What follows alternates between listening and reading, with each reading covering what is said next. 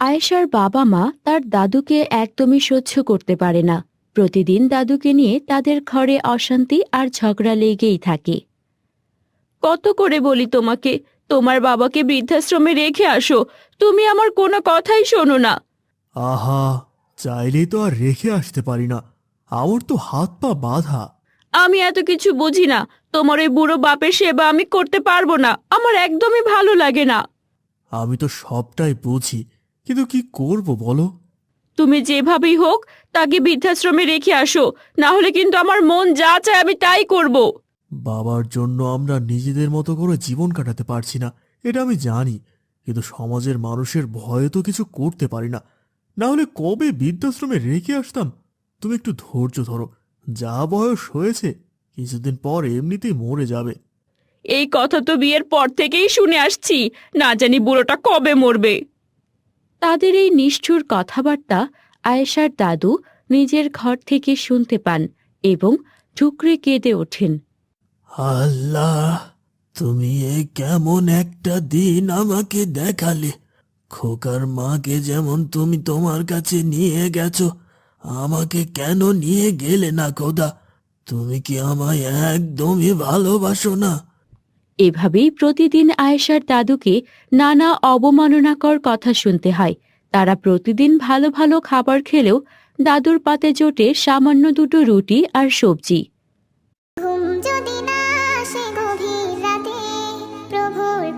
এই যে নিন আপনার খাবার। বৌমা, আজকেও শুকনো রুটি আর বাঁশি তরকারি? মাঝে মাঝে মনে হয় আমি কোনো জেলখানায় আছি। এটুকুই বা কে করবে আপনার জন্য শুনি? যা দিয়েছি তাই খান। আপনার ছেলে আর নাতনির জন্য কত খাবার বানাতে হয়, তারপর আপনার জন্য আবার নতুন করে খাবার বানাতে হয়। এই বাসি তরকারি খেয়ে নিন, আর কিছু নেই। রান্নাঘর থেকে তো গরুর আওয়াজ আসছিল বৌমা, একটু গরুর মাংসের ঝোলও তো দিতে পারতে। ওরে বাবারে, গরুর মাংসের ঝোল খাবে? এটা খেলে খাবেন, না খেলে নাই। আচ্ছা, আপনারা তো লোভ কেন বলুন তো? এক পা কবরে চলে গেছে তবু লোভ ছাড়েননি। কি বলছো এসব বৌমা? আমি তো শুধু একটু ঝোলই খেতে চেয়েছিলাম। এখানে শুকনো রুটি আর বাসি তরকারি ছাড়া কিছুই পাবেন না। যদি অন্য কোথাও ভালো কিছু পান তবে সেখানে চলে যান, আপনি চলে গেলেই আমরা বাঁচি। নিজের ছেলের বউয়ের মুখে এমন নির্মম কথা শুনে আয়েশার দাদু ভীষণ কষ্ট পান। নিরুপায় বৃদ্ধ মানুষটি শেষ পর্যন্ত জায়নামাজে বসে আল্লাহর কাছে নিজের সব অভিযোগ ঠেলে দেন। আল্লাহ গো, তুমি কেন আমার সাথে এমন করছো? আমি কি এমন অপরাধ করেছি তোমার কাছে? ও আল্লাহ, আমাকে তুমি কি ভালোবাসো না? ভালোবাসলে তো তুমি আমার সাথে এমন করতে না। এভাবেই আয়েশার দাদু প্রতিদিন চোখের পানিতে নীরবে আল্লাহর কাছে অভিযোগ করেন।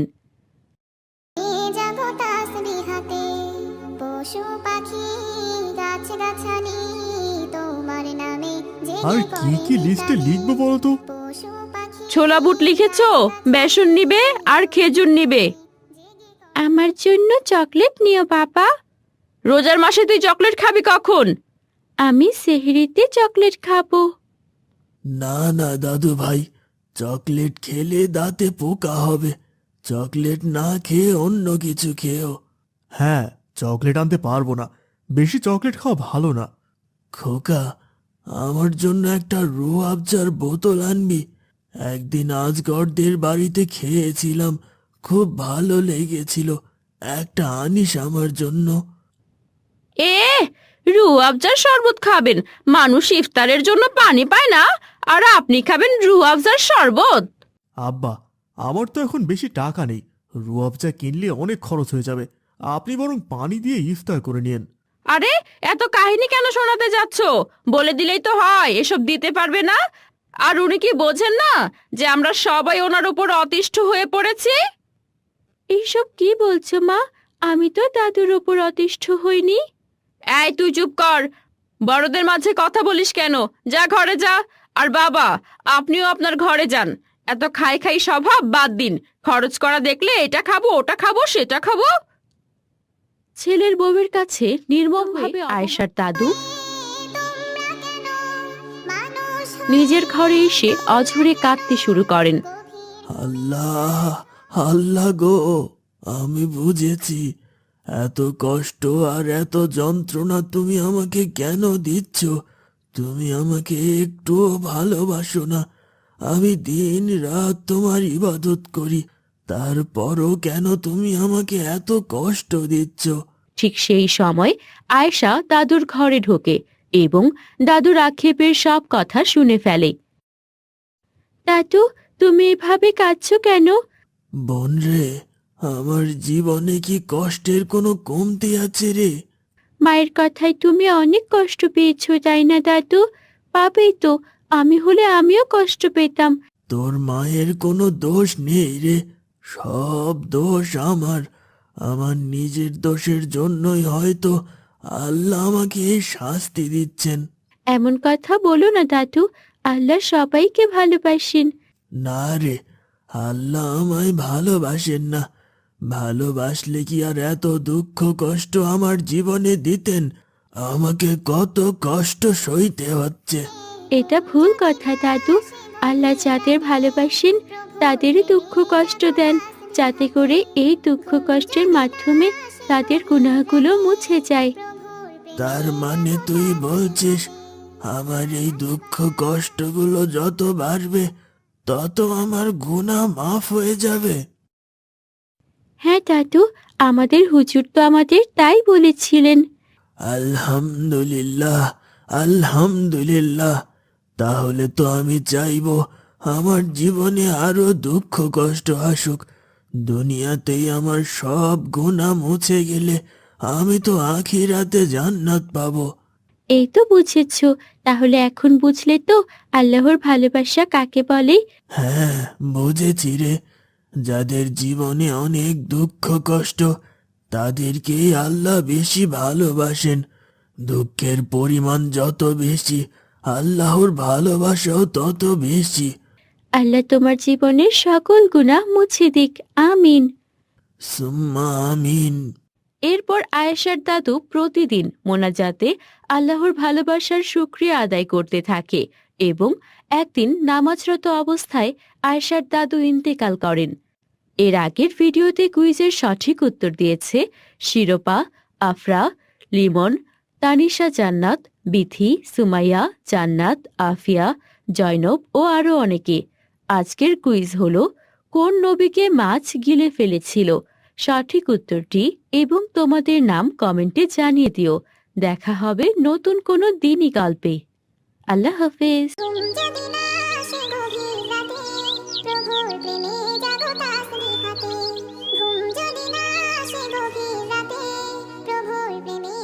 আব্দুল্লাহ এতিম, ছোট থেকে মামা বাড়িতেই মানুষ হয়েছে, তাই পড়ালেখা না করিয়ে মামা তাকে লোকের বাড়িতে কাজ করতে পাঠায়।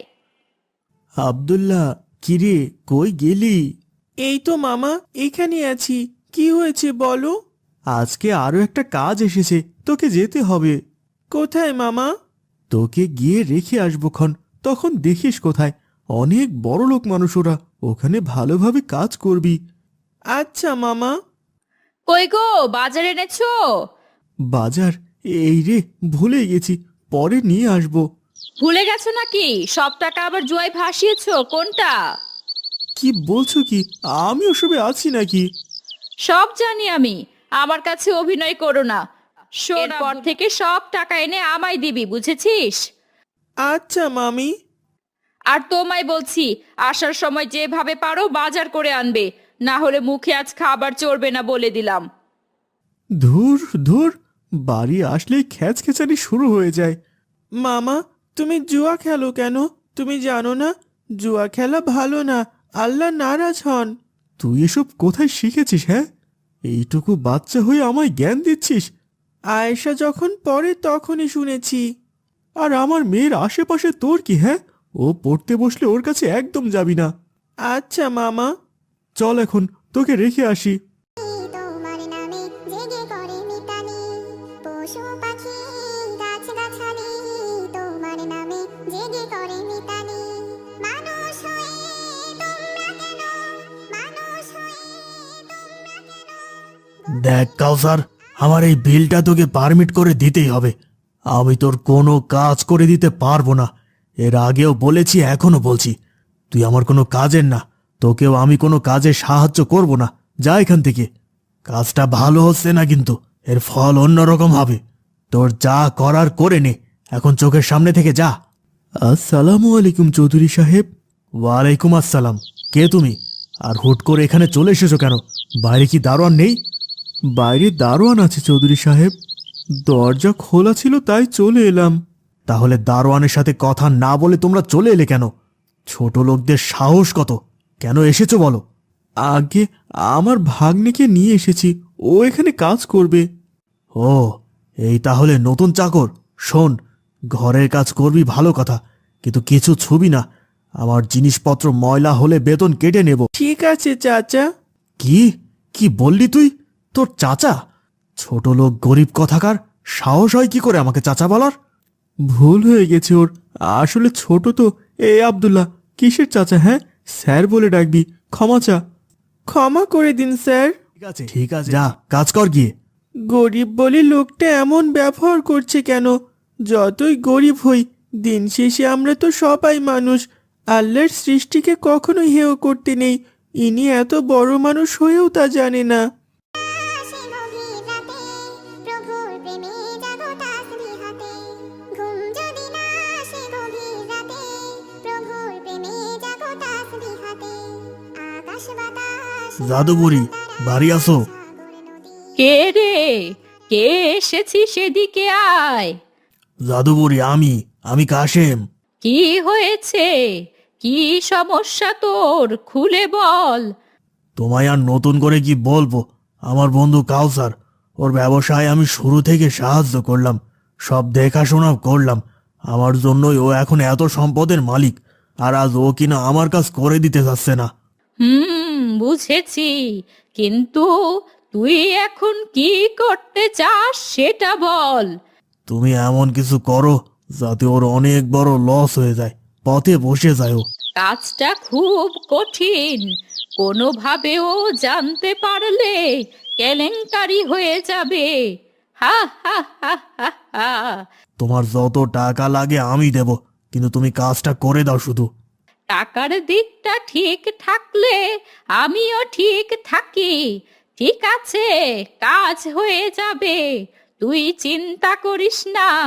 আমি খোঁজ খবর নিয়ে ওখানকার কাউকে দিয়েই তাবিজ পুঁতে দেব। তুমি যেহেতু দায়িত্ব নিয়েছো, সেহেতু আমার আর চিন্তা কিসের। এই নাও কিছু অগ্রিম টাকা, বাকিটা কাজের পর দেব। ঠিক আছে, তোর কাজটা হয়ে যাবে।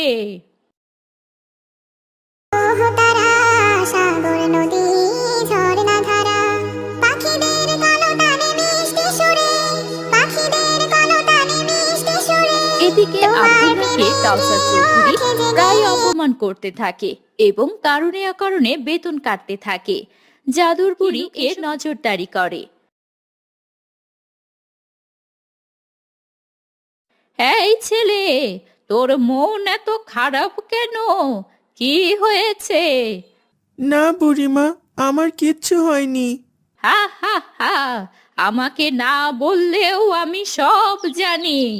ওই বাড়িতে তুই কাজ করিস, তোকে ওই বাড়ির মালিক অনেক অপমান করে, বকে, আবার বেতনও কেটে নেয়, তাই না রে?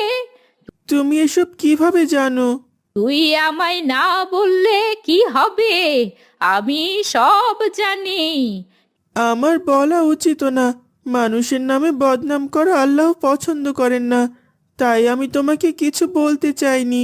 কিন্তু তোর মালিক তো তোর সাথে খুব অন্যায় করে।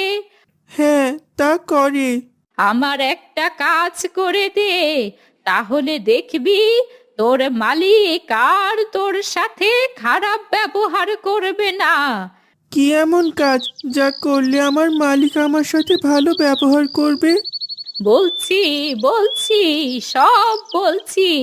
এই যে দেখ, এখানে দুইটা তাবিজ আছে। এখানকার একটা তাবিজ তোর মালিকের বালিশের ভেতরে রাখবি, আর একটা বাড়ির সামনে পুঁতে দিবি, তাহলেই কাজ হয়ে যাবে। তুমি কি জাদু করবে নাকি? হ্যাঁ, জাদু করব। জাদু করলেই তোর ইচ্ছে পূরণ হবে। ইচ্ছা? এটা তো আমার ইচ্ছা না। জাদু করা কুফুরি। যারা কুফুরি করে তারা কাফির, আর কাফিররা জান্নাতে যেতে পারবে না। আহ, এসব কথা ছাড়, যা বলছি তাই না, কর। আমি এসব কুফুরি কাজ করতে পারবো না। তুই এই কাজ করলে তোকে অনেক টাকা দেব। লাগবে না আমার টাকা। আমি আল্লাহকে ভয় করি। আল্লাহ সব দেখছেন। এত পটর পটর করিস না, যা বলছি তাই কর। আমি করব না। আমি এক্ষুনি গিয়ে মালিককে সব বলে দিচ্ছি। এই এই শোন শোন, একদম এসব করতে যাবি না। তুমি তার ক্ষতি করবে আর আমি তাকে গিয়ে সতর্ক করব না? আমি তার কোনো ক্ষতি করব না, কথা দিচ্ছি তোকে। তাহলে তাবিজ দুটো এখানে নষ্ট করো। হ্যাঁ হ্যাঁ, করছি। আমার চোখের সামনেই নষ্ট করতে হবে। বুড়ি আব্দুল্লার সামনে তাবিজ দুইটা নষ্ট করে এবং সেখান থেকে চলে যায়। ঘুম যদি না আসে গভীর রাতে, প্রভুর প্রেমে জাগো তাসবিহাতে। ঘুম যদি না আসে গভীর জাদুকরি, এ কি শুনছি? তুমি এতগুলো টাকা নিলে আর আমার কাজটা করে দিলে না। কে বলেছে কাজ করে দেব না? কাজ হবে, সব কাজ হবে, কিন্তু তার আগে আর একটা কাজ করতে হবে। আর একটা কোন কাজ? ওই বাড়ির চাকর ছেলেটাকে আগে সরাতে হবে। ও থাকতে কখনোই তোর মনোবাসনা পূর্ণ হবে না। তুমি যা পারো করো, আমার কাজ হওয়া চাই ব্যাস। খুব মালিক ভক্ত হয়েছিস, তাই না রে ছোকরা? দাঁড়া, এবার তোর মজা দেখাবো। জাদুর বুড়ির জাদুর খেলা এবার হবে শুরু। হা হা হা হা হা হা হা। সুশীতল মিষ্টি হাওয়ায়, ঢেউয়ে ঢেউয়ে বয় নদী তোমার দয়ায়। সাগর নদী আজকের দিনটা সত্যি অনেক এনজয় করেছি। তুমি তো ফাটিয়ে দিয়েছো। হ্যাঁ, একদম ঠিক বলেছো। আবার এমন একটা ইভেন্টের ব্যবস্থা করো কিন্তু। তা তো হবেই। ওকে, এখন বাই ফারহানা, কাল আবার দেখা হবে। ঠিক আছে, বাই, সাবধানে যেও। এত রাত করে ফিরলি কেন মা? কত রাত হয়ে গেছে। তো কি হয়েছে? আমি কি বাচ্চা নাকি? মেয়েদের এত রাত করে ফেরা উচিত না। দিনকাল অনেক খারাপ। কই, আমার তো কোনো সমস্যা হয় না। তুমি অযথাই এত শাসন করো। বাবা বেঁচে থাকলে আজ আমায় অনেক স্বাধীনতা দিত। তোমার বাবা কি চাইতেন তা যদি বুঝতে পারতে মা। বাবা কি চাইতেন আমি তাই হয়ে দেখাতাম, কারণ বাবাকে আমি অনেক ভালোবাসি। তাহলে কেন তোমার বাবাকে তুমি কবরে শাস্তি দিচ্ছ?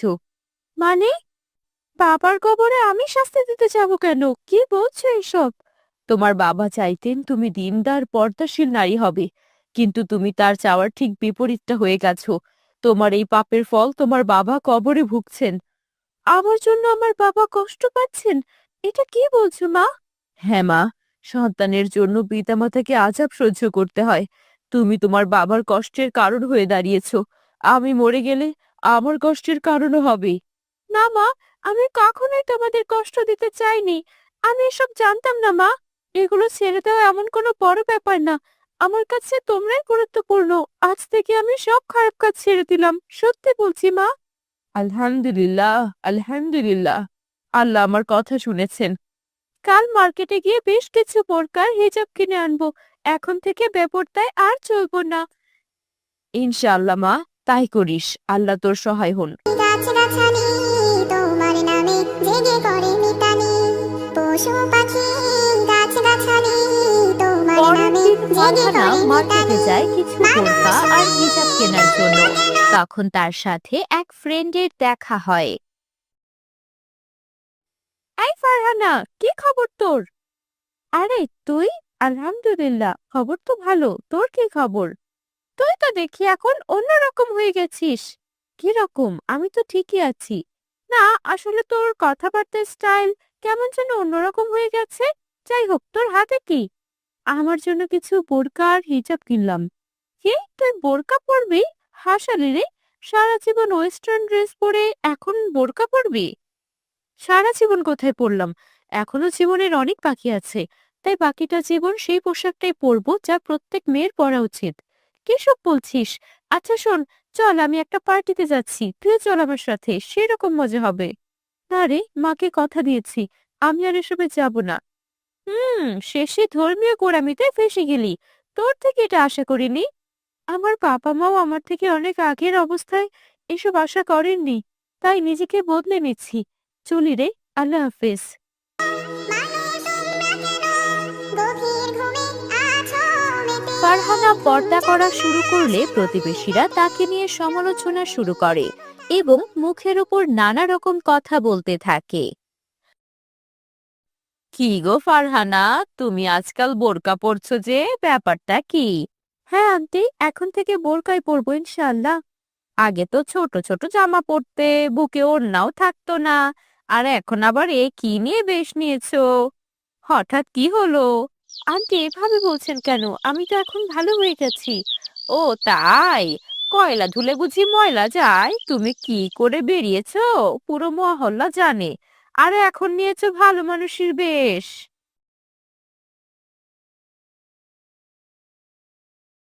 আমি মাকে কথা দিয়েছি, আমি আর অসৎ পথে ফিরবো না।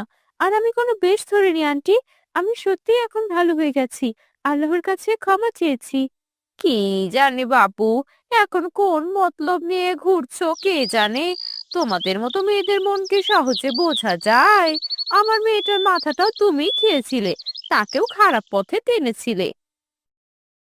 প্রতিবেশীর এমন অপমানজনক কথা শুনে ফারহানা সেখানে আর এক মুহূর্তও থাকতে পারে না। তার মন খুব খারাপ হয়ে যায়। সে দ্রুত মুখ নিচু করে সেখান থেকে চলে যায়। আসে গভীর রাতে প্রভুর প্রেমে জাগো তাসবিহাতে আকাশ বাতাস গ্রহ তারা ফারহানা, শোনো। ঝরনা ধারা এ কি তুমি? হ্যাঁ আমি। তোমার তো সেদিনের পর থেকে আর কোনো পাত্তাই পাওয়া যায় না, ফোনও ধরো না। তুমি কি কিছু বলবে? তোমার কি মন খারাপ? মনে হচ্ছে কান্না করেছো, কি হয়েছে আমায় বলো তো।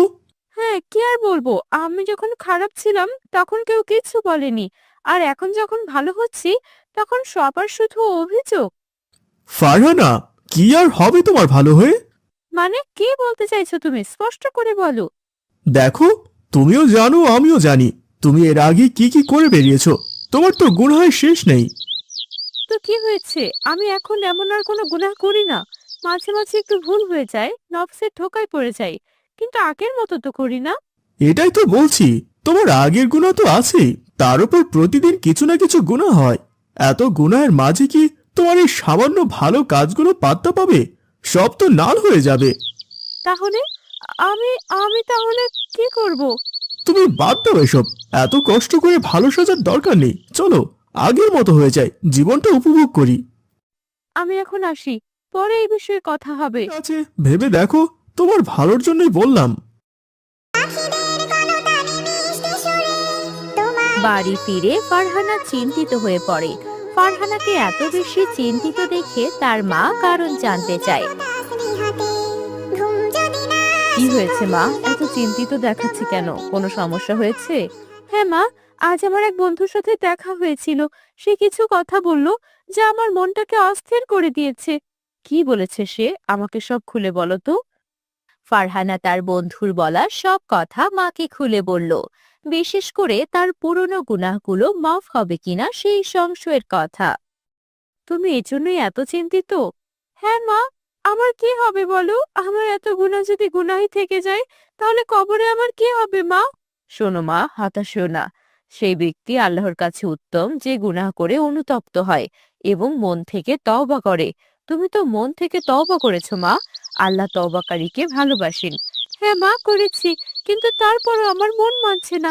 মনে হচ্ছে আমার সব চেষ্টা হয়তো বৃথা যাবে। এর সমাধানও আছে মা। আল্লাহ সবকিছুর সমাধান দিয়েছেন। কি সমাধান মা? তোমার পূর্বের গুনাহ মাফ করাতে চাইলে তুমি বেশি বেশি ইস্তেগফার পড়ো। ইস্তেগফার পড়লে গুনাহ মাফ হয়ে যায়, অন্তর স্বচ্ছ কাচের মতো হয়ে যায়। আল্লাহ তার বান্দার তওবা কবুল করেন। কিন্তু মা, ধরো আজকে আমি যা গুনাহ করছি, অজান্তে বা নফসে ঠোকাই, সেগুলো কিভাবে মাফ করাবো? এর জন্য একটা সহজ আমল আছে মা। তুমি প্রতিদিন 100 বার সুবহানাল্লাহি ওয়া বিহামদিহি পড়ো। আল্লাহ রাসূল সাল্লাল্লাহু আলাইহি ওয়াসাল্লাম বলেছেন, যে ব্যক্তি দিনে 100 বার এই বাক্যটি পাঠ করবে, তার সব গুনাহ মাফ হয়ে যাবে, যদি তা সমুদ্রের ফেনার সমান হয়, ইনশাআল্লাহ। আর তাছাড়াও এই দোয়া আল্লাহর কাছে অনেক প্রিয়। এই দোয়া যে বেশি বেশি পড়বে, তার মিজানের পাল্লা ভারী হবে। মা, তুমি এটা আমাকে আগে কেন বলনি? তুমি আমায় এসব না বললে আমি হয়তো আবার পথভ্রষ্ট হয়ে যেতাম। আল্লাহ সবাইকে সঠিক সময়ে সঠিক জ্ঞান দেন মা। আল্লাহর সব মহিমা। এখন